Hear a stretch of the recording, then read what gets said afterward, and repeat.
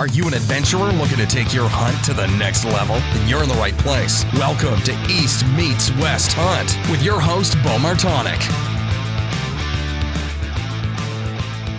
Hey everyone, welcome back to another episode of the East Meets West Hunt podcast. And if this is your first time listening, welcome. This podcast is presented by onX. The onX Hunt app is your premier GPS hunting app. It turns your phone into a mobile working GPS. So the onX Hunt app has a ton of different features, but one of the new features that they released that you may not know about is the trim tracks feature. So you've always been able to track yourself, turn it on, it'll draw a line following you as you walk. And then you can save it and see the distance and all the good details with it. But now it's all too common that you forget to turn off your tracks. You get back to your truck and you drive home, and then you're like, geez, I forgot to do that. Now it doesn't show accurate mileage and everything else. So now you can clean that up and be able to remove the portion that when you were driving, essentially, or cut a piece of it out. So it's really helpful to be able to do that, because I know myself, I leave it on more times than I remember to turn it off. So, but if you want to check out the onX Hunt app, head over to onxmaps.com, and if you use the coupon code EMW, save yourself 20% off of the app. And Tethered has been really changing the saddle hunting game here recently, and really mobile hunting in general. And so the Tethered is a team of saddle hunting fanatics that had a passionate addiction to whitetail hunting. So they have two missions: spread the love for saddle hunting to the sportsman community, and also design and engineer the world's best saddle hunting equipment. And that's it. The way that was the order that I read that in is: the first is spread the love for saddle hunting, and you'll notice that with their website, they have so many different resources that teach you about saddle hunting and get people introduced to it and just learn all the details of that, before the second part is selling the great products, lightweight, safe mobile hunting gear. So if you want to learn more about what Tethered has to offer, head over to tetherednation.com. Maven Optics. So Maven is a direct-to-consumer company. So they are able to put out the highest quality optics at a fraction of the cost of their competitors, because they're cutting out the middleman. They're selling direct only on their website or at shows. And I don't know if we'll be having any shows anytime soon, but they have a bunch of different options over on their website. I've been using Maven Optics for probably, 5 years now or so. And they just released their new RF1 rangefinder. It's their first rangefinder.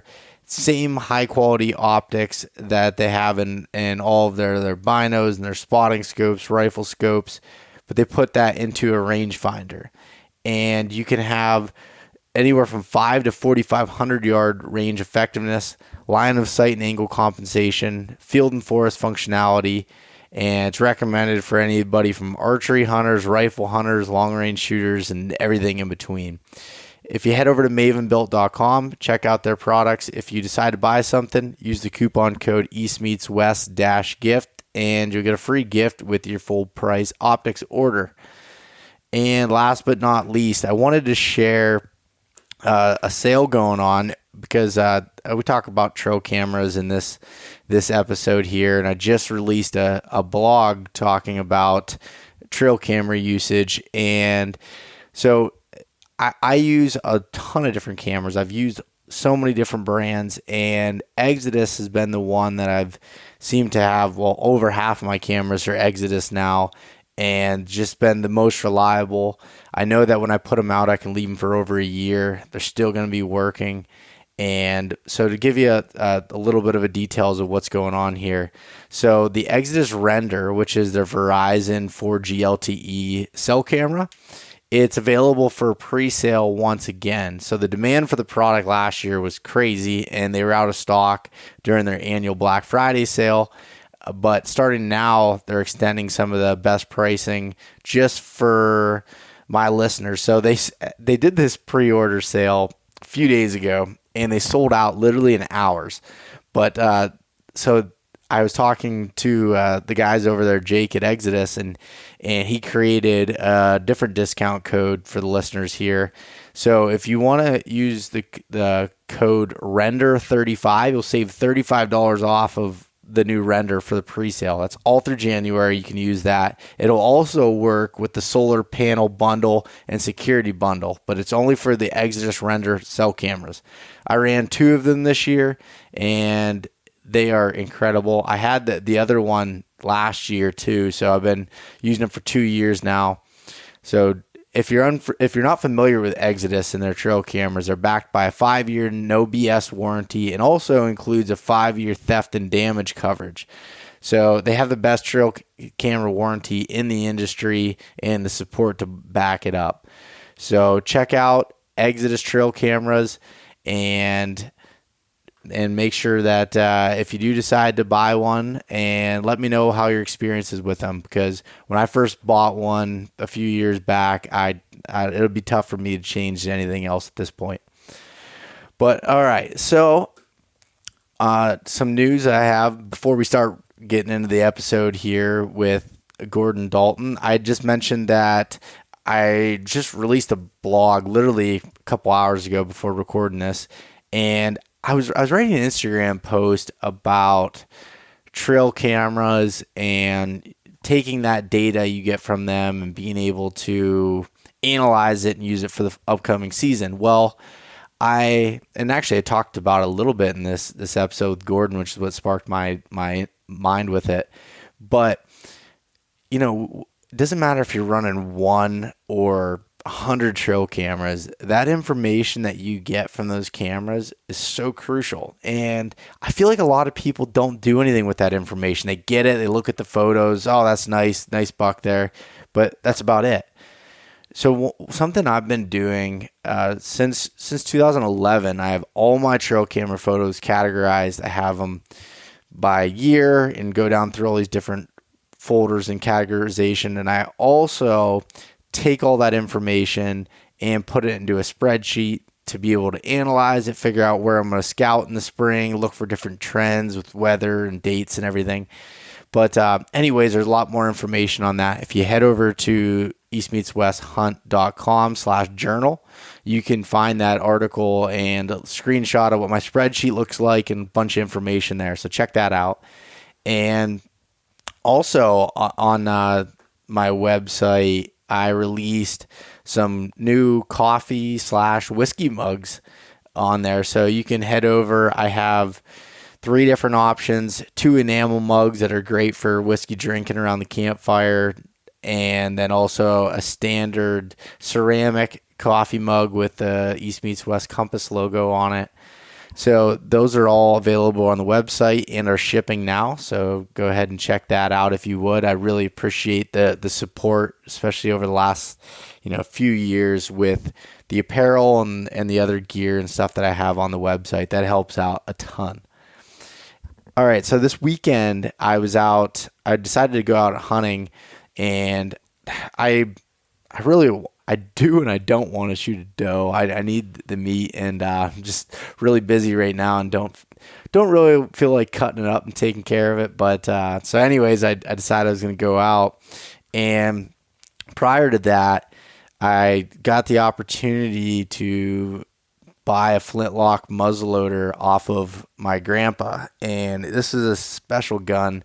One is from my grandpa. It's his gun. I borrowed it in the past, but also he does a lot of wood carving, and him and I used to carve together. He taught me how to carve when I was young. We made gun cabinets and mirrors and clocks and all this different stuff. Well, he carved into the side of this gun, into the stock. It's beautiful the way it's engraved, and so it's really special. I'll hold on to that gun forever. And so I took that gun out, took the flintlock out, mostly just to check some cameras, pull some cameras, and see if they were stolen or not. Snow was really crunchy, so I ended up jumping a bunch of deer, but not getting any opportunity at does. But I did jump a nice bedded buck. It was a decent 8-point that was bedded only about 120 yards from one of my cameras, which I had him on the camera. but I had most of these cameras soaking since September. Yeah, September is when I put them out. And so it was like I was like a kid on Christmas being able to take a look at all that and look at the data and see all the photos and videos and bucks fighting and everything else. And it was a pretty good time in the woods. But anyways, I just wanted to say thank you for another year of the podcast here, and Happy New Year to everybody. I hope you enjoy this podcast about late season whitetail hunting with my friend Gordon Dalton. All right, we're live. I'm joined across the computer screen here once again, and this is the first time getting to talk to someone I've been wanting to talk to for quite a while and been friends with for, I don't know, 3 or 4 years now. How you doing, Gordon? Doing good, man. How are you? Oh, not too bad. Happy New Year's Eve. Yeah, happy New Year's. Almost New Year's, yeah. Awesome. So, again, I have Gordon Dalton on the line. He's coming out of Virginia, the mountains of Virginia. Gordon, it's a pleasure to have you on. Well, thank you. I'm flattered to be here. I don't feel like any kind of expert or anything, just a guy obsessed with deer hunting like you guys. Yeah. It's funny. I think you and I kind of met through social media a while ago. Like I said, I don't know, 3-4 years ago, maybe even longer, it seems like. And we kind of hit it off hunting, similar type areas. Just you were in Virginia, I was in Pennsylvania, and then eventually I got to meet up with you. I was working my last job and I had to travel down to your area, and I got to hang out with your family and drink a beer or two at Devil's Backbone. Yeah, amidst all the good taxidermy and big mountain sheep and stuff there. Yeah. That place is incredible. Yeah, it's cool. Yeah. So anyways, Gordon, would you like to give a little bit of a background on yourself and kind of, the type of area that you hunt in Virginia? Okay. Well, I'm Gordon Dalton. I live in Nelson County, Virginia, which is, I think, one of the prettiest parts of Virginia. I'm fortunate in that I get to hunt a bunch of different counties all up and down the Blue Ridge. But I'm a dad, a husband, a speech therapist, a whitewater kayaker, fisherman, and of course a hunter, skier and snowboarder. I just love the mountains, love being outside, especially hunting. But like I say, I hunt I guess you'd say the central part of the Blue Ridge Mountains in Virginia. Most people know, I guess, the Blue Ridge Mountains kind of runs southwest to northeast through Virginia, and we get to hunt an area kind of in the middle of that, from Rockfish Gap down to the James River. So it's a whole bunch of different counties. Some of your listeners will know that. Basically Albemarle, Augusta, Amherst, Nelson, Rockbridge, down into Botetourt. It's a big chunk of land. Get to hunt a lot of different kinds of habitat, I guess. You asked about habitat, what type of land. It's mostly rugged, steep, homogeneous woodlands. It's all kind of the same. In other words, there's not a lot of open areas. We don't have a lot of traditional funnels and crops or anything like that. It's mountain hunting, big woods hunting. We hunt some smaller properties too, even 5-acre little wood lots and things. I have access to a timber property that's thousands of acres, big woods, really pretty. I hunt that with some really good friends. About a dozen guys probably have access to that property, and it's pretty cool. And then, of course, the National Forest, which I think is, it's the Jefferson and George Washington National Forest. When I was a kid, it was just the George Washington National Forest, but I think it's like 1.5 million acres. Vast, for hunting purposes, it's essentially limitless, but it's all mountains up and down. Big mountains, big woods, and very little logging in there. So you don't have a lot of clearings. It's just kind of finding a big buck in there is like a needle in a haystack kind of thing. But, it's mostly oaks, hickory, poplar, We have a few hemlocks. I think you guys have more of that stuff up there, maybe from what I hear. Yeah, we have a lot of hemlocks. Yeah, we very few here. They've been hit with a beetle. The woolly adelgids hurt them pretty bad. We have some pines. Those are usually up higher. Yep. Just rocky mountainous land, but it's really pretty and really fun to hunt. Yeah, it's cool. When I was down in that way working there, and when I met up with you and stuff, those mountains are as beautiful as it gets. I mean, I love Virginia. If I lived somewhere else in the Appalachian Mountains, I could definitely live in Virginia. I really enjoyed it there. And the other thing was, yeah, those mountains are big. Like they're taller than more elevation than we have here in Pennsylvania, at least in most of the places that I'm in. I would say that yours are taller. I'd say they can be similar as far as the, I guess the topography, the steepness and ruggedness in places. But as far as actual elevation and height, I think those mountains are just giant. And I definitely feel like it. I definitely think that we have a slight, I guess maybe you call it an advantage, but I would say so, where we do have more logging. I've talked to a few other people that are like, down in Southwest Virginia and even in North Carolina and stuff, and they were saying similar to what you did, that there's no logging there, and I can, having those differences in vegetation can definitely help a lot, Yep. So exactly. Yeah, we just don't have much. It would help a lot of it. Like the grouse would benefit from it too. But there's some ways around that, but it's challenging for sure. Yeah. And even though it is challenging, it seems like you've had quite a, I know you won't say it, but you've had quite a bit of success over the years of doing it in those conditions, which is just, like I said, impressive in its own mind. When you see those mountains in the flesh, it's a pretty incredible feat. You look at this giant, you said over 1 million acres, just in that national forest and all the other places combined, like it's like you said, needle in a haystack. Yeah. Totally is. Yeah. But it's a fun challenge though. Yeah. And so you're still hunting right now too, aren't you? How has your season been up to this point? It's been buckless. It's been fun. We have, like we said, it's New Year's Eve. We have 2 more days. Our season goes out the first Saturday in January, I think. So this year it's day after tomorrow. And it's been a fun season. I've really focused hard this year on the national forest and just trying to figure that out. I have, I got cursed with some pictures of some nice bucks back in there, pretty far back in, and just kind of got focused on trying to get a shot at one of those maybe. And that's that's what I've spent most of my season doing. And other than shooting a few does for the freezer, that's been about it. One highlight for me this year, though, has been taking my son out hunting. And so I should say that for sure. That's been the highlight so far, but it's looking like it's going to be a year with no bucks. I just consider that paying into the system. It's my investment. Hopefully it'll pay dividends in a future year. But I have learned a lot. I've been deer hunting since 1987. And I think I've learned as much the past couple of years doing this, as I have all up until that point. It's been interesting.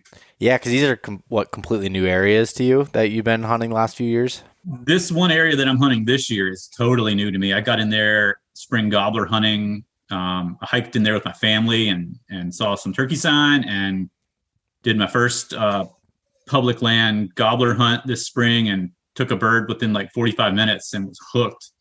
And saw some good deer sign in there and hung some cameras. And that's where I actually put a camera on a bear bed, just this 2-foot deep depression that was just surrounded by bear sign, bear poop, frankly. And I hung a camera there hoping to get some video of the bear in the bed, and ended up getting, just blind luck, ended up getting some nice deer, nice bucks, and started putting more cameras in. And I was getting some of the same deer, and man, that was the end of me. I just got hooked on that and have tried all season to tag one of those guys, and haven't even seen what I would consider a shooter this year. Have you been getting have you been checking your cameras at all? Getting any intel from that? Are they seem like they moved out of the area? Are they still in there?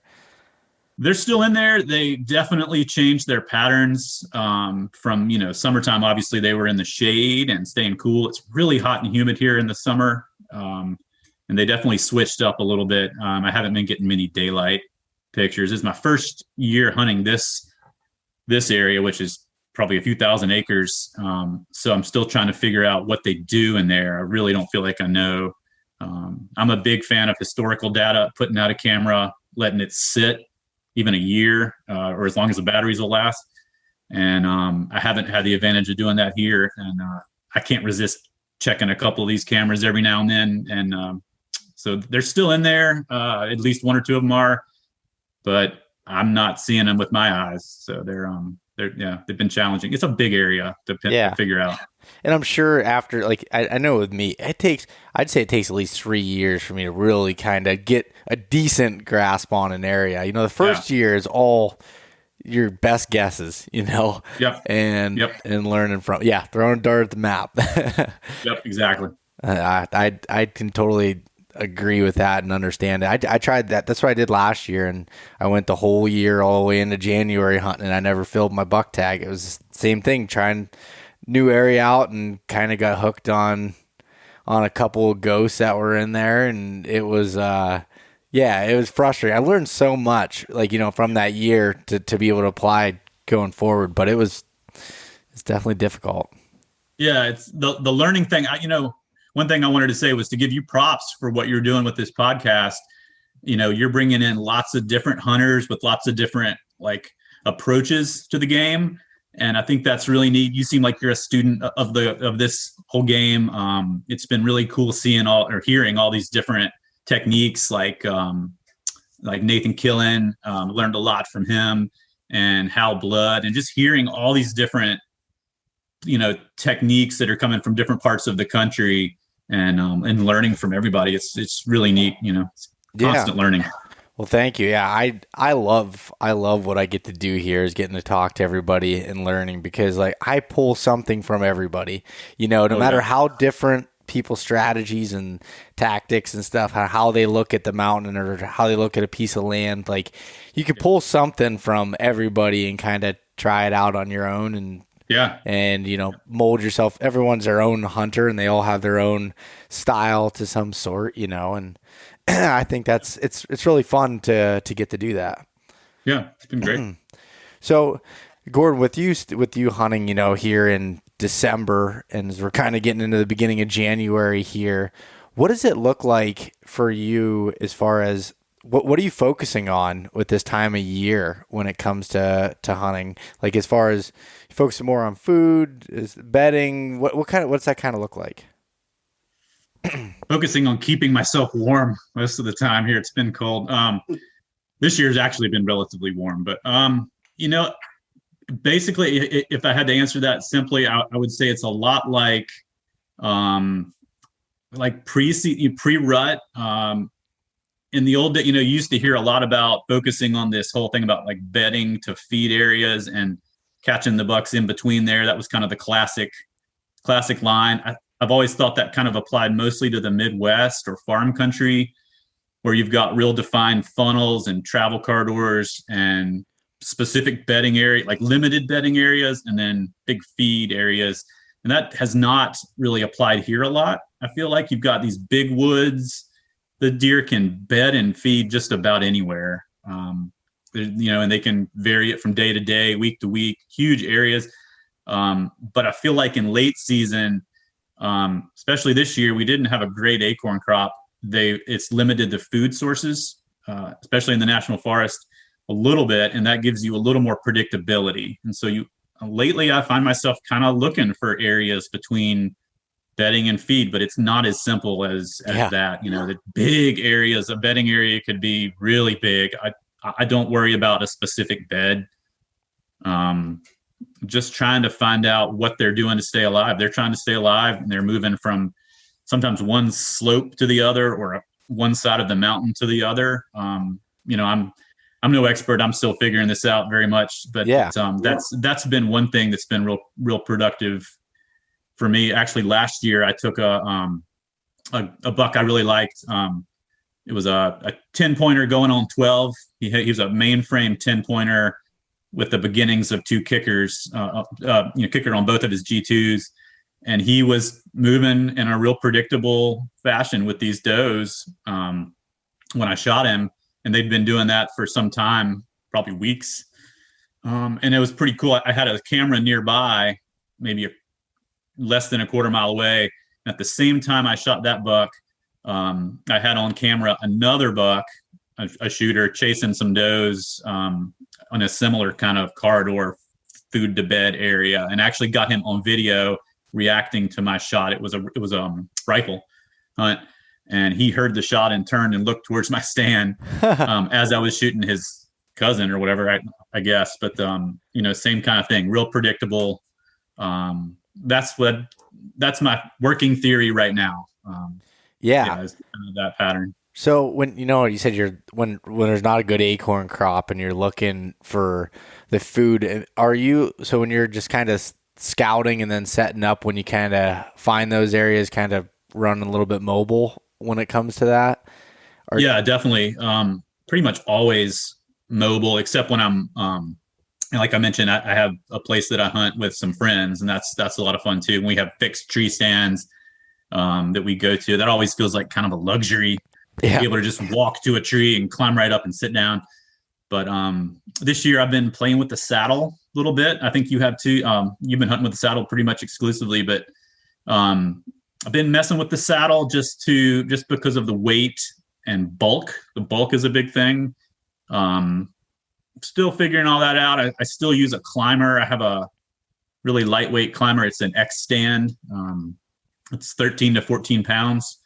And that has some advantages, I think, over the saddle, but I'm starting to move more towards the saddle for the mobility, especially in the big woods. The saddle's about half the weight than the climber. I don't use a platform, but I may have to change that. But if I added a platform to my saddle setup, it would be about the same weight. Gotcha. The climber has all that stuff over your head, I guess you call them the bows that go around the tree. And that's a pain when you're moving through brush. And here in Virginia, we have a lot of mountain laurel. It can be hundreds of acres of mountain laurel. They'll call it a laurel hell, like a laurel thicket. So moving around that stuff, or down in the creek bottoms in the spice bush and the little, the whippy brush.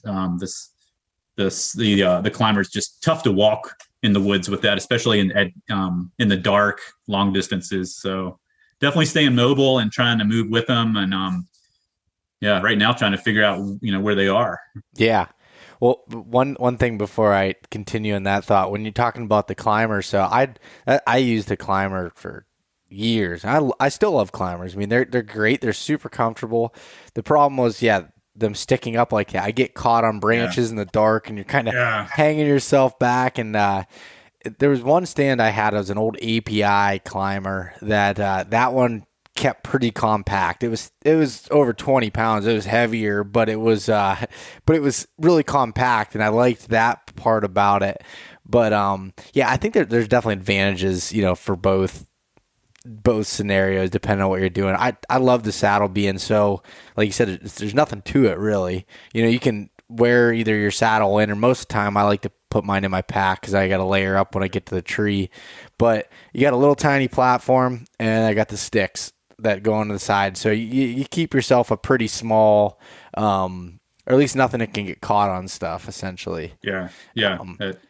That's a definite advantage. I thought about that just last night walking out of the national forest, and I ducked under. I did a limbo thing under one limb, and I just thought, man, that wouldn't have worked with the climber on there. Yeah. And just so nice to throw that stuff in the pack and move a little more easily. Yeah.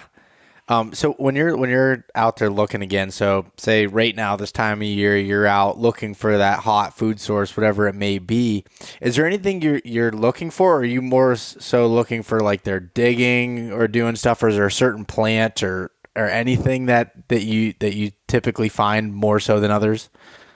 This year, they seem to be going to grass, fields, of which we don't have a lot, but there are some that have where I'm hunting, and they are making a beeline for that pretty early in the evening. It seems like, they can eat just about anything. I watched them eating, I think mountain laurel the other day, and I was kind of surprised by that, and some other stuff. I think that's probably a bad sign. That's probably a low food preference thing, but they've been definitely moving towards a couple little grassy areas that are getting hit pretty hard. At least that's what it seems like for me. And a couple little pockets that still have acorns. I hunted in the snow. We don't get a lot of snow here during hunting season, but I got to do some tracking the other day. Oh, nice. And that was really informative for seeing what they're doing, where they're going. And they were hitting these places where, steep, like a draw, like a low part between two hills where there's some oaks. And I guess the acorns had rolled down into the bottoms of those draws. Yep. And they were also going into the laurel and looking for acorns there. I guess those are places where maybe they'd overlooked some acorns earlier in the season. That's my guess. And like we talked about earlier, there's not a lot of logging here, so we don't have those disturbances that would bring up fresh browse, stuff they can get to down low, like the biomass down low. So you've got to look for other disturbances like that, and that's hard to find. But we had a big ice storm a couple years ago during hunting season that hit the ridges really hard, hit oaks really hard for some reason, and that made some clearings. We had a storm called a derecho about 5 years ago, I think, which is a heavy duty. It's like we had like 100-mile-an-hour winds or something, knocked out power for a week. And that derecho left some, they were like little microbursts, I guess they're called, like a downdraft of air that's like a hurricane or a tornado, in a small area that just cleared out. It was like a bomb went off in an area that was maybe like an acre, 2 acres, maybe more. And those little downdrafts or microbursts cleared out some areas, opened up the canopy. And then you've got stuff, little stuff, saplings and stuff sprouting up that's been good for the deer. Stuff that comes up out of stumps is really good for them. Has a lot of nutrients apparently. When you stump sprouts, maybe it's like that in logging too. I'm not sure, but you just kind of got to be creative. Burns are a big deal because we do have forest fires here, and it's not Colorado, but we do have the occasional forest fire, and that'll open it up. And just trying to figure it all out.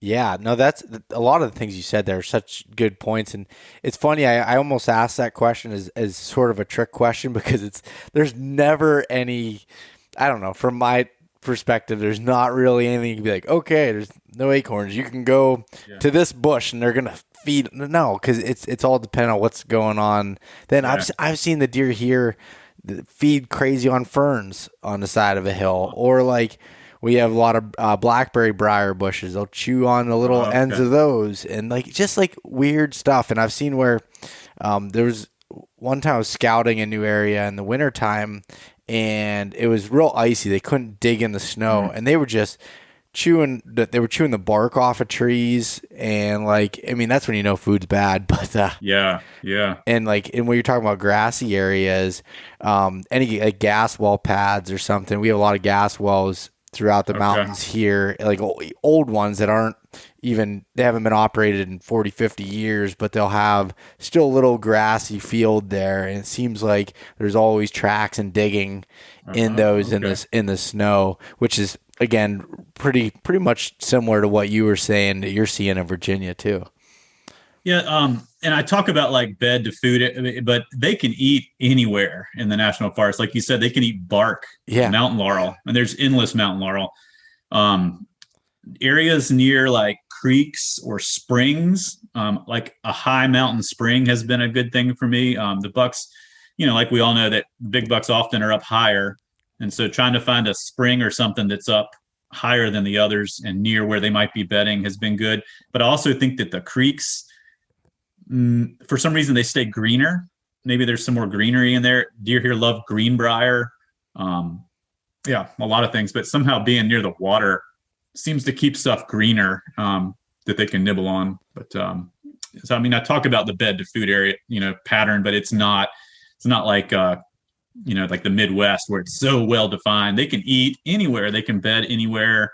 So it gets into like finding that where they're traveling and using the classic thing, the terrain funnel, of which there are just so many kinds. Yeah. In these mountains, and I think you mentioned the vegetation edges. We always talk about veggie edges, where two different vegetations come together, which is a classic, kind of thing. But it's kind of late in life that I started really looking for that and finding where like two or three of those things come together, like a terrain feature that funnels them where it meets, like a pine hardwood edge or a mountain laurel thicket edge, or where a steep area meets a flatter area. Or trying to find a couple of those where they come together. And even if you find where three come together, there may not be any deer there, but that's kind of what I've been trying to look for, mainly in scouting. The maps, topo. I love topo maps. That can be, Onyx, or I use EarthMate a lot because I use an InReach, a Garmin InReach. I know some people use Terrain Navigator. Whatever you're using, that can't tell you necessarily, obviously, that this area has a bunch of blowdowns that deer are moving around, or a big thing for us has been gullies. And I'm talking about like a gully that may only be 6 feet deep, but it's pretty steep and dramatic, and a deer will walk around that often rather than do that little dip. And those things aren't going to show up on a map. So you've got to, I call it being on site, or, it's just boots on the ground. And that's just time in the woods, looking, putting it all together with all the other sign you're finding. Seems to me to be the thing to do. Yeah, I mean, yeah, it comes. You can think about how many times, like, you're looking for bed to food, or you're looking for this terrain feature, this vegetation feature, but not. You have to look at when you're actually there to confirm that, and use a little bit of kind of woodsmanship, or what you learn, and just.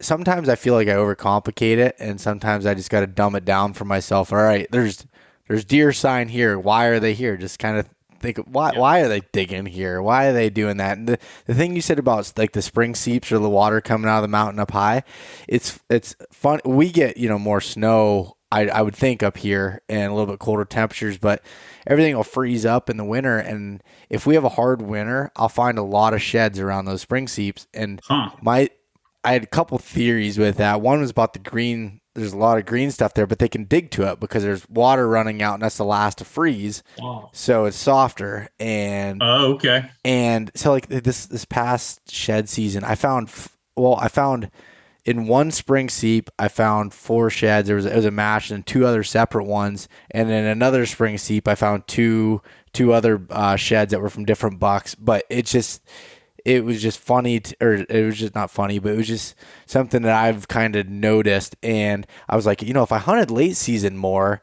I would probably, I don't know, if we had a lot of, snow or cold weather or something, look at that a little bit more. And it was just interesting to me. And then when you said that, it kind of brought that back into my memory a little bit.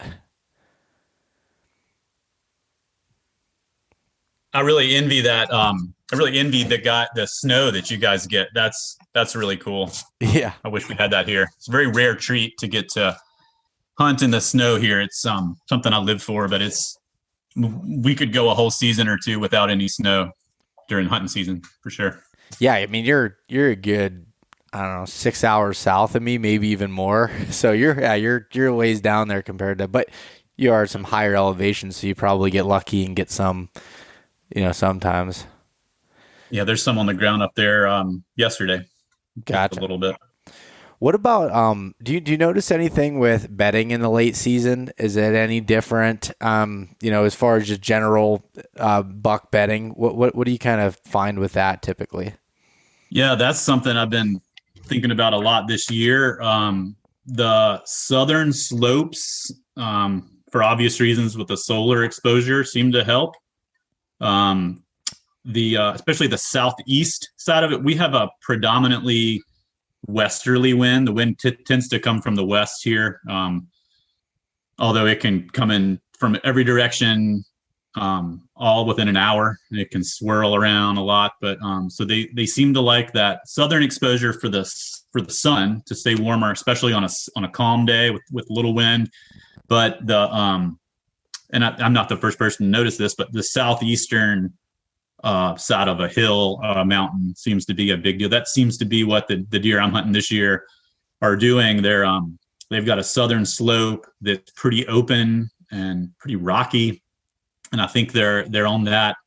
And then they're in the southeastern slope, but there's not a lot of food there right now, so they're moving from there to areas that have either what little bit of grass we have in the national forest, or they're moving from that southeastern slope to the areas with oaks. And the oaks are typically on the shadier side of the hill here, often the north. And so they seem to be either moving over the mountain from the south to the north side, or from that, or like across a valley from the southeast to some place where there's food, like some acorns or something. Yeah, that seems to be what's going on in the area that I'm hunting. Yeah. So yeah, they're bedding on that southeastern slope a lot. Sometimes I think they also like to get in little deep laurel pockets. Maybe that's for wind shade, wind cover or something. But yeah, that seems to be what's happening as far as bedding late season. They'll bed closer to the food too, I think. Yeah. Yeah, they don't want to get up, and it's like kind of what you said earlier. It's almost like early season reversed. As you get towards the end, they kind of divert back to that a little bit. Yeah. Yeah. So with that story of that buck last year, did you have? It sounded like you said that he was on almost some sort of a pattern. What was the situation with that? That one last year. That was an awesome buck, by the way. He was super heavy, if I remember. Oh, that's probably the one last year. Yes, really heavy, really massy. Yeah. Oh man, probably the most mass of any deer I've seen. But he, to be honest, was pretty small. The rack was pretty small, not wide. I think he was 2.5 years old, actually. And really, I had a long time to watch him as he came close. He was following some does and checking their trail, and they came right. The does never saw me walk past me. He followed them, and then he looked right at the stand I was in. My buddy had been in that same tree the week before, and I think had seen him and had said, "Man, there's a big buck. You should go hunt that tree," because he was done for the season, and he had been busted by, I think, the same deer. So that deer knew to look at that tree. He saw me in the stand, turn 90 degrees. So I had no shot. But then he crossed the little creek, and as he crossed the creek, he turned slightly and opened up a little bit of a kill zone, the vital area, and had the shot. But I realized I had his sheds from the year before, both of them, where he was a 10-pointer as a year and a half. They were tiny, so he was clearly a year and a half old then. They were fresh sheds. I had both of them, and they were just like the rack he had last year, but bigger. But watching him, I saw that mass, and I counted 10 or 11 points and thought, this is an old deer. He's not going to get any better than that with that mass. He had so much mass. And then when I got him, realized I had the sheds. I had his sheds from the year before, so he had to be 2.5, because the sheds were clearly a 1.5-year-old. And that's what the tooth wear indicated. And that's we sent the jawbone to the game department, and they came up with 2.5 as well. So he was actually a pretty young buck, and I kind of felt bad because what would he have been like, 2 years later? I mean, massive. He would have been awesome, but I'm happy with it. It was really cool. It was a cool hunt. He was on a definite, he was good. They were going up the hill through a creek bottom. I think you hunt creek bottoms a lot. Yeah. Still figuring it out. Would love to hear more about that. But they were moving up, and they were going to bed. They loved this one particular east-west ridge. It's the only really real east-west ridge on this, on thousands of acres of mountains. Most of them are at a different angle. They just love this ridge. I killed a 5.5-year-old 10-pointer on this, probably a few hundred yards past where these guys were back in 2010 in December 16th. which was a cool buck. But yeah, they were definitely on a food to bed pattern. They were going to bed. It was in the morning. And like I say, there was another nice buck not too far away, and they were moving up a different creek bottom to go to bed as well. Real predictable, like you said, like the early season, but with different foods available for the deer. Was it pretty steep in that area, like where the creek bottom that was like, was it like just a small stream that went through with steep sides coming down to it? Yeah, one slope, the slope I was on in particular, is very steep. In fact, we call it the crow's nest because you're up very high. I hunted it 2 days ago with my son and watched does doing the same pattern, going in the same direction, the same place. Really steep on the side I was on with mountain laurel, and then the other slope is not as steep but had a bunch of blowdowns, and they like to get up in those blowdowns. It's again funny you say that. I was out. I was just telling you before we recorded here that I hadn't been out in a few weeks, but I lied. I did go out to pull some cameras from an area. I had cameras out it was December last year. I put them out, and I finally got back in there, and it was a lot of snow. So I got to see what they were doing at this time of year. And the same scenario you're talking about, it seemed like down in those deep ravines, right, like where it's super steep down to where the creek is, on above it, there was some heavy trails and so much digging and everything. Seemed like they were going back up the mountain, bedding up a little bit higher and coming down into more of the bottom areas to do some feeding and everything. And it was just, every time I'm out, I learned something a little bit new, and I'm sure it depends on every year and what the conditions are and stuff. But those areas can be, really tough with the wind, where it's steep like that, that comes down. It seems to swirl a lot more. Yeah. My friend Byron and I always joke about how people talk about hunting the wind, and, you can't use the forecast. It'll say southwesterly winds, 10 to 12 miles per hour. It really does swirl around. You've got some predictable things like the westerly predominant, westerly winds. And, I know people try to be on the leeward side of the slope where the little wind tunnel is, the thermal tunnel, but, it's like a 360-degree Mobius kind of thing. I was swaying around in my saddle yesterday. I'm probably 200 pounds with all my gear on, and I'm not a big guy, but I was swaying in the wind, probably a couple inches, it was crazy. Yeah, it is funny about the whole. I've heard people talk about, like, when the wind changes, they get out of their stand. I'm like, are you kidding me? If I did that, I'd never be in a tree. Yeah, not for long. No, it's always doing that. But when you're talking about that I am so surprised by when I saw that deer and that buck. I remember when you shot that, I was like, I thought that was just an incredibly old deer, and I shot a deer similar to that in 2017 in Ohio. I remember it was a 12 point that I walked up to it, and the body looked like it was so small, and it ended up being a 2.5-year-old. And I joked, I'm like, well, anybody that was hunting this, I just shot their future 200, because this thing was like, it was 125-inch 12 point with splits and all this stuff. And I'm like, oh, nice. It was cool. And I'd shoot that deer 10 times over again. You don't get that, we're not hunting these managed properties or anything. That's incredible. But yeah, that deer specifically that you shot had so much mass on it. That's crazy to me. Yeah, that's what surprised me. Watching him walk up, I just thought he had to be older and probably wasn't going to get any better. And I typically won't shoot, especially on this property. We've kind of all the people that we know that hunt it. We've agreed to just take one buck each. So we look for something where if you held the deer's ears out, physically held them out, they would be wide. The rack would be wider than that. So that's typically going to be like a 18-inch or more longer main beam, length. And I thought, man, he's not going to get any better than that. It's late season. And I think you and I talked a few years ago about, I kind of was thinking, man, I'm become so obsessed with big deer that I'm watching all these good deer walk by. And, I don't want to get too focused on that, especially because I'm not hunting a managed area, not, in the national forest, especially.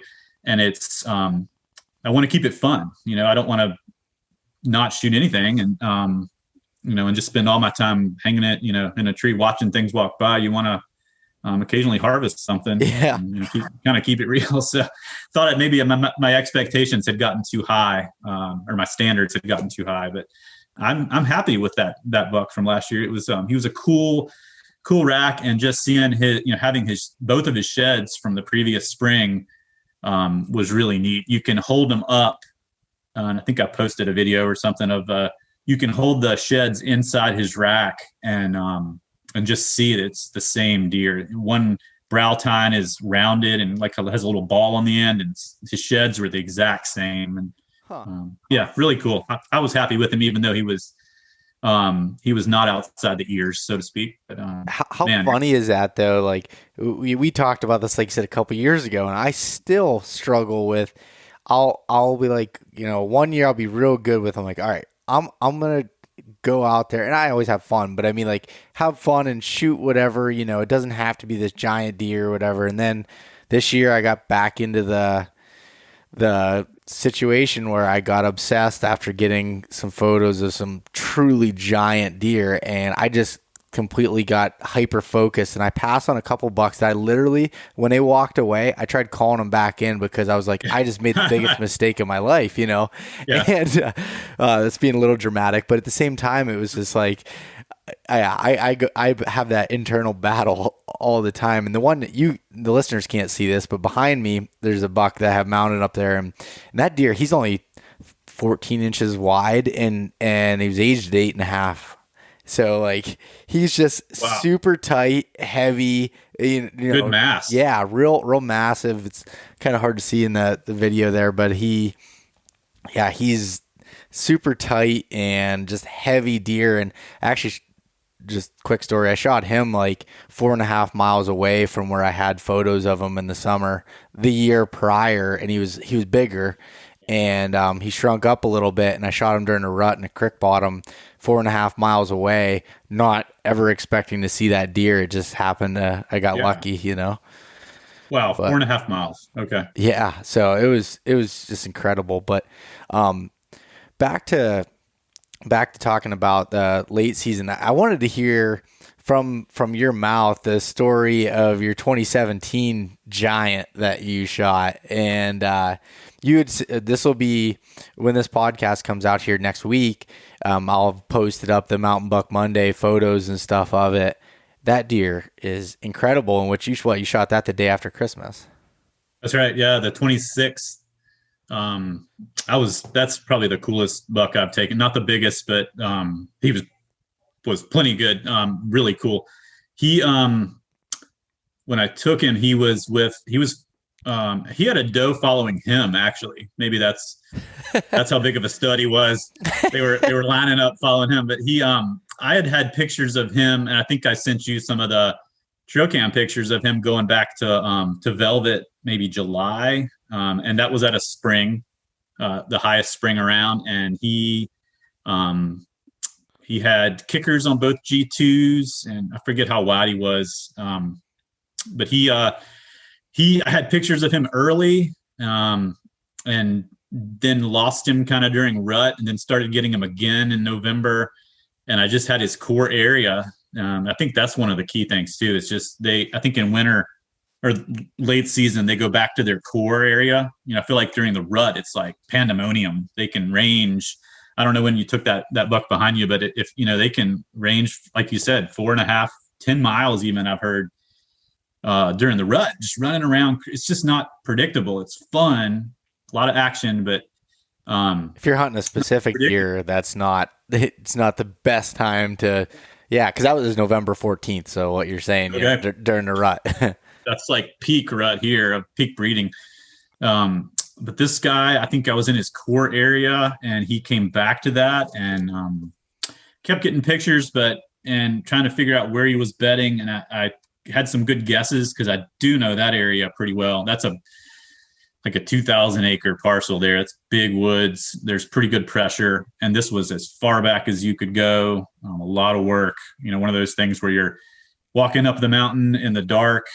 You might be bare chesting it, again, going up there, even if it's 20 degrees. You got to put in a lot of energy to get back in there. And I think it was like the second or third sit. I figured he was coming down one of these finger ridges, and I was just kind of jumping back and forth between the two ridges. I would hunt one ridge for like 2 or 3 days, the same tree even. I know that some people don't like to do that, but just trying to make sure I'd covered that ridge, enough times that he might come by. And he came out like 30 minutes before before dark, like I say, with a doe behind him. And it was a long, really steep shot. And he ran. I waited till dark to come down and found a little bit of blood. But as I was walking, started following the blood trail, like 10 feet, I heard something get up and run in the dark. So I backed out, went down the other side of the ridge, did a big loop around, came back the next day and found him. But he, I think that was just a case of finding his core area and waiting and waiting and waiting. Just sometimes I think just relentless, keep hammering, keep grinding is one of the secrets that, not a secret, but one of the things to keep in mind at this point, just being patient, in these big woods, because they cover so much ground and they can go anywhere. Yeah. I think when, one of the things I've learned from interviewing so many successful hunters like yourself is like the ones that are consistently successful are the ones that just are grinding it out. It takes there's no secret to it. There's no shortcut. And when you're talking about hunting the same tree, and I mean, I've learned this from my dad. I've learned this from other people, is especially in low deer density areas, you're not blowing anything out, so why not? Because they're not taking the same trail every day. So just because you sat there one day and they didn't come by, it doesn't mean he's not going to do that the next day or, 2 days later, 3 days later, a week later. You don't know. It's tough, but I think, that what you're talking about there, sitting, this year I definitely did a lot more of that, where I felt like in the last few years I was bouncing around too much. I think I got so much love in the saddle and the ability to do that I ended up moving around too much. And sometimes you just got to trust your intuition of like, I think this is a good spot. I just need to wait it out. Yeah, I think that's where the cameras are nice. Obviously step one to killing a big buck would be to find a big buck, find the place where they are. You got to find them. They have to be there for you to kill them. Otherwise you can do everything right and it's futile. But just having pictures and getting an occasional picture of him gave me that confidence to keep going. And he's still here. Just stick with the plan. Don't deviate. Don't trying to keep confidence up so you can keep in the stand. Yeah, that's so true. I mean, I don't know about you, but I never get a big buck on camera just multiple days in a row, like doing the same thing. Yeah.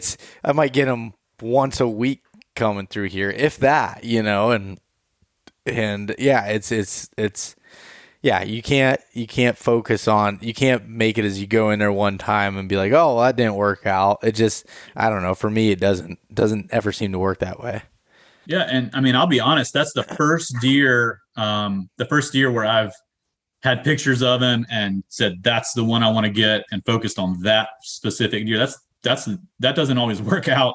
And I passed up an arguably a bigger, better deer earlier in the season because I didn't want to, ruin my chances of taking this one. And I filmed several really nice, 130s and maybe bigger, nice, massy bucks with my phone, as they went under my tree stand. My friends were like, what are you doing? Are you a wildlife photographer? Are you Ansel Adams now or something? What are you doing?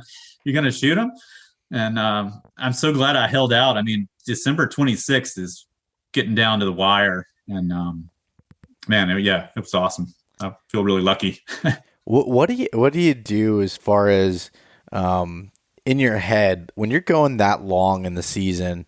It can be difficult to want to continue to grind and hold out and everything. How do you do that in your head, I guess? Man, I'll be honest, I just love it. I would sit out there. I mean, our season ends in 2 days, and I've hunted a lot this year thanks to the support of my family, my wife. I mean, I would keep going. I love sitting out there. I don't really know why, but like I say, having the pictures helps, knowing that there's something out there that might walk by, staying warm, which gets to, gear and things like that. But honestly, I love it. So, I talk about the grind, but I love it. So I could keep going. I'd hunt dark to dark every day Yeah. if I could. Yeah. And you gotta love the process with it, but no matter what, no matter how you phrase it, it's a grind. That's for sure. And that's true. And, difficult to, in your head sometimes, at least for me, I'd struggle sometimes with every once in a while, losing confidence in what you think, as the season goes on. And every time I look back and I look at the data, you just gotta wait. You gotta wait it out. You gotta give it the shot. Yeah. I've really, this season hunting in this part of the national forest I've just been getting schooled. I've seen some decent deer, but not many deer at all. It's just so low deer density. That's been kind of hard, but just, having those pictures of those deer that I got, just knowing they're out there, has been nice. And I'll often use the cameras more as for next year thing, like, leave them out. And I'm a big believer in the historical data, and killed my best buck ever because of what I'd seen 2 years before on the same day. It was November 9th, I think 2014. And I shot it was in a not a big woods area, but I'd seen a really nice 8-point with does. I grunted, and he left the does, came right to my grunt, straight at me, no shot, went behind a tree, turned, went back to the does, and all I could see was his rear end. So no shot there. And that was by far the best buck I'd seen in this little area. That's usually just like a meat stand for does, and there's some little bucks, but ended up waiting for him. I figured they had bedded in the laurel, and sure enough, they got up and fed a little bit near the bed, like 10:30 in the morning. And he presented a shot, and I got him. He's a beautiful 8-point, not huge, but nice. I was happy with him, especially for this area. It's near my house. That evening I went out on my deck, and the same does were there feeding in a little field near my house. And I could hear them. They sounded like a herd of cows. They were just bleating, like mooing almost constantly. And I just had the feeling that they were in heat. That's why he was there. I made a note of it. November 9th, 2014, went back the next year on that same day. It was raining. I had a cold. I think I threw on like my incinerator suit over my work clothes and went out. It was raining, so I left my binoculars behind. It was a big mistake. I didn't have a harness at the time. Now I use a Lee CG harness, and got in my stand. Sure enough, does walk by, monster, like a 150 is behind him. I'm trying to look at him through the scope, and that's just not as good. It doesn't work. And I had shot a couple bucks earlier in previous years that had broken main beams. It would have been great bucks. So I'm really careful to make sure that the antlers are intact. We have a lot of broken antlers here, a lot of fighting, I guess. So I'm looking at this guy I counted like 12 points. I was like, man, but I wanted to be sure, didn't have my binoculars, grunted at him. The does kept going. They acted like they hadn't heard me. He turned, came right at me, and bedded down, facing me. And I sat there and watched him with no shot, too far away, no shot, and it got dark. And so it's like, man, that's by far the best buck I've ever seen, much less on this property. November 9th, came back the next year, and the same deer walked by on the same day. And I hunt this property a lot. He's never been there. No, not on my camera or anything. I'm pretty sure it's the same deer. And I got him. I think he grossed 155, and he was a 150. I mean, that's huge for me. That's huge for anybody. Probably the best thing I'll ever, or the biggest deer I'll ever kill. But again, it was that November 9th. I mean, they're just amazing. They will be in the same place sometimes on the same day a year later, down to the day. I mean, it's uncanny. So using a trail camera to figure out where a certain buck is on a certain day, and then you be there a year later to pull the trigger. And that's it's uncanny sometimes. If they survive, they will come back. And in that case, the one I shot in 2014 was obviously dead, but those does were in heat on that in that time frame. November 9th is just when they come in. That's when they cycle in. And so the bucks figure that out. They either know that or smell it. And so using your camera or just deer you've seen, like, in the case of that one, and just having a system for organizing your pictures, for keeping track of those dates. So, oh, okay, tomorrow's December 26th, might be a good day to hunt in this area. Something like that. That's, it's just uncanny how they can return to the same area on the same day. Yeah. And how do you keep track of that? Do you have like a notebook, or do you keep it, digitally? How do you keep track of all that? Right now, as far as the pictures, just keeping them all in little file. I mean, I'm a nerd. I love systems and organization, and having them all, I organize them by area, and then I have a whole system for the dates. And then for keeping track of the dates, I've just been using my phone, and making notes on the little calendar app and also if somebody else sees a nice deer in a certain area, I'll, if a buddy tells me, I'll note that there, and I will usually be kind enough to remind them a year later that, hey, don't forget, this is the anniversary of when you saw the big wide 8 over there. Just keeping track of it on my phone, and I'm constantly, as the season goes, I'm kind of looking a couple of days ahead and saying, oh, I saw a future buck, or like, a near shooter here this time last year. I should maybe go sit near there this year. And man, it's crazy how reliable it can be. They're amazing how they do that. Yeah, I love the historical data, and I'm a nerd when it comes to how you do. I have trail camera photos, yeah, on my computer. I have them all from year. I have them every year. I've ones back to 2012, I think, was when I first started categorizing them. And at that point, I only had a few cameras. But as they go along, I do them by year, and then I have a folder by the area. So like I'll like put, say it was a certain general area, and then I'll put like a dash, and then I'll put like the certain ridge, I'll name it, and southeast facing Laurel Scraper, Laurel Edge, or whatever, that might be. And I have those, and then I have them categorized. Whenever I do the poll of the camera, I'll put like a folder, say, November the 10th through December 25th. And I'll have that folder, and I'll have them there. And then what I do is in the wintertime, I'll go back through those photos, because I just love looking back at photos. Yeah. And I'll go back through them all, and I have, an Excel sheet. Well, it's Google Sheets. I keep it on Google Drive, and all my daylight photos of mature bucks, I'll write those in there. And then I go back in my phone, which is like when I'm hunting, and I'll have, say, an encounter or whatever I see with my own eyes. I'll write those notes down just in the notes app that comes on the iPhone's little thing. And then I'll add that data in there. So then the following year, when I'm kind of making a game plan or doing anything, I can look back at that historical data and be like, okay, this time of year was super hot, in this area. And, I'll correlate the weather into it. Maybe there was a major cold front that might have, if you get years of data in there, you might see some more trends. But even just say, like this year, I was hunting a new area, I learned a ton. So, next year going into that, I'll look, or October 30th, I saw the target buck I was after, and he was chasing does around this area. Maybe the does are going to come into heat. The first couple does might come in this same area, and that's sounds like, similar to what you're doing. But for a long time, I never wrote down that information.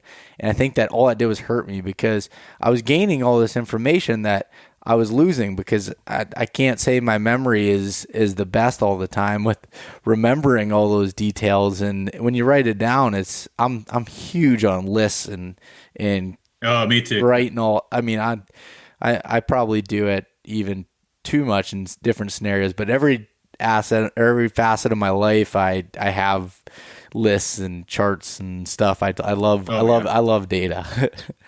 Yeah, same here. I mean, I use that same little notes feature to keep track of my cameras, and Yep.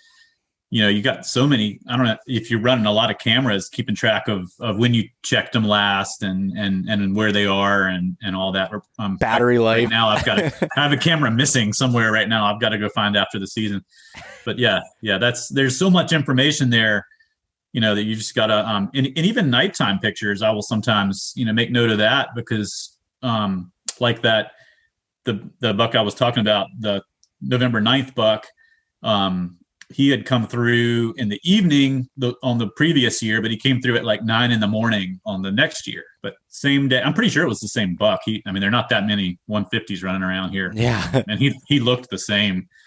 But that was where I really was like, man, this is important to keep track of these dates. And yeah, I've been logging it right and left this year, hunting this new area. And like you said, I'm naming all the ridges. I have my names for them. And yeah. Yeah, it's fun. It's it's quite a puzzle figuring it all out, and it's challenging. Sometimes I think we give these deer too much credit for things, but at the same time, maybe they're not so intelligent, but they have instincts that are crazy good. And it's just amazing. I'll give you an example where sometimes too much intelligence can hurt you. Is where I had this year. It was November 17th or something. I took off work. We got snow, and it was coming down to the last couple of days this year. Our season was extended a little bit longer in archery, and I'd went out and I was going to hunt this one stand on the side hill in these hemlocks, and but I just checked the camera the Sunday before, and I looked at how many pictures were in the evening versus the morning, and most of the pictures I was getting in daylight were in the evening. So I was like, I'm going to go hunt a different spot in the morning, go there in the evening. Well, I went there, and as soon as I put my stick on the tree to start climbing up, one of the big 10 points that I had in there was bedded. He was only 30 yards away, and he heard me crack on the stick when I was putting my stick on the tree, and he took off. And I was just like, whether I would have had a chance in the morning or not, I don't know. But it was a little bit of paralysis by analysis there, where I overthought it. Yeah. But you'll have those one-offs, every once in a while. Yeah, no, you were right on the X for sure. Yeah, I was like, I didn't think you'd bed this close, but it was a weird bedding spot. So it's funny how myself included, but a lot of other people be like, oh, they always like to bet on this type of stuff. They'll do whatever the hell they want sometimes. It's like this deer was he was bedded in a creek bottom in these open hemlocks where he could see a long ways. There was no real cover around him. I think he just had the visual advantage there. Okay. I don't know I don't know why, but essentially he was bedded in the wide open. But I don't know. I guess I just accessed it just right where he couldn't see me, how I got that close to him. But it was weird. It was a weird scenario. Well, there's so much less spooky when they're not as skittish. I feel like when it's dark, like walking in, you'll see their eyes, and if you use a headlamp, you might see their eyes, and they'll let you get really close sometimes in the dark, and that's still pretty close. Yeah. But and like you said, they'll bed down wherever they happen to be just to take a break. It's like taking a knee.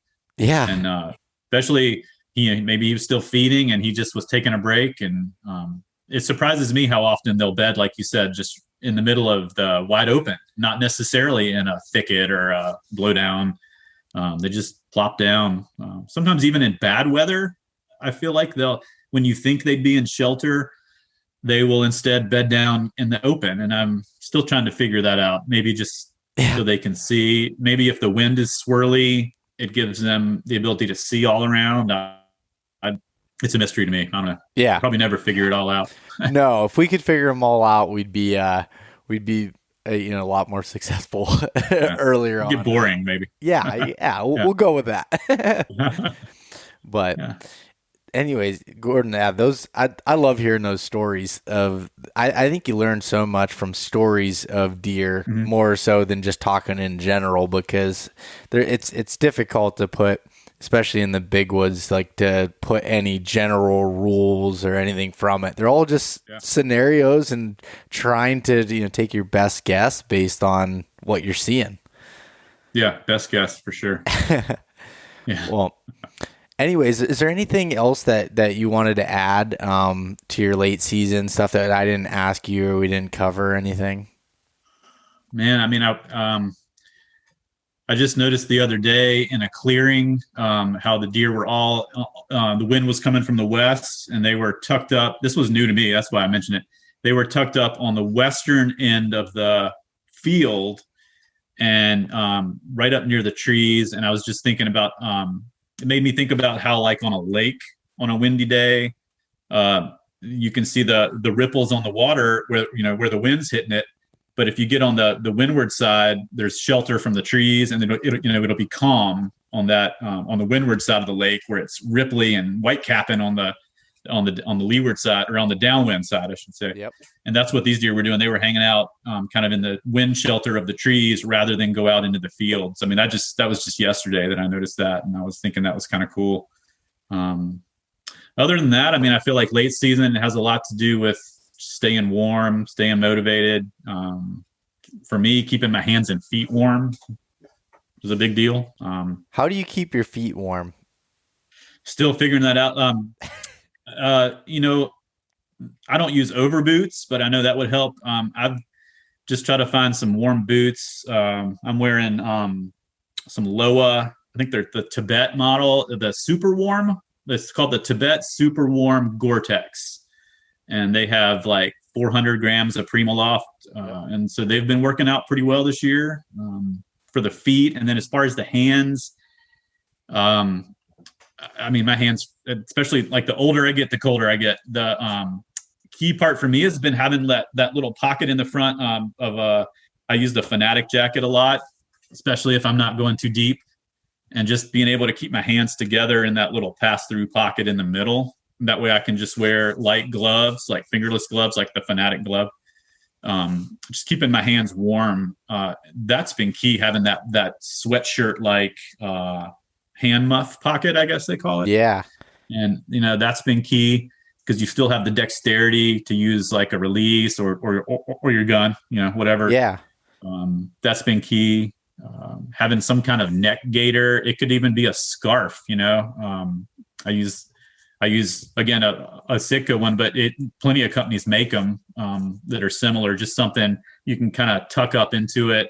For some reason, that neck gaiter is really helpful for staying warm, and just in general having good gear for whoever makes it. But yeah, that one they have though is so soft and warm. It makes me happy just thinking about it. But yeah. The feet thing that you're talking about, like we get, probably a little bit colder than what you have down there, but like I always try to find this fine line of not sweating when you're walking in with too heavy of boots. So like mine are 400 gram. I have a pair of Crispies that I wear. I have the Loa Tibet uninsulated that I wear early season, but I wear those crispy ones later. But I have a pair of they're called Hot Mocks. They went out of business like 6 years ago, and they're just basically a slipper that goes over the top that I stick a body warmer in each of them, and those work awesome. Where like I've seen most of the other over boots are so bulky, where these aren't, and they're nothing but fleece material, and they're not really well built. Like my saddle platform tears them up. Like they're about shot, but I haven't found anything else to be able to replace them. I keep saying I wish I had the know-how to make a product like that, because I think that's needed for those of us that are hiking in a ways and don't want something that, a rubber boot that's 1,000 gram that your feet's going to sweat, and plus you don't got any traction or anything else. But anyways, that's I was just interested to hear what your thoughts on that was. Yeah, man, you should make those. I'd buy a pair. You mentioned sliding in the heater pocket, the heater pouch thing. That's another thing.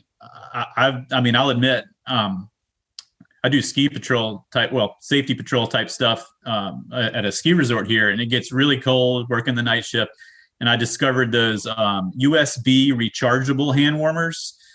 I forget what mine's called, Thermacell, or it's not Thermacell, but something like that. And you can recharge it and it's super warm. It's just perfect for your hand size, and you can carry that bad boy. They're a little heavy, but it's tiny. It's the size of a pack of cigarettes, and you can also charge your phone off of it. But they're just so, sometimes I feel like those disposable hand warmers don't work, or they don't work very long. This thing will work, and it'll go for hours.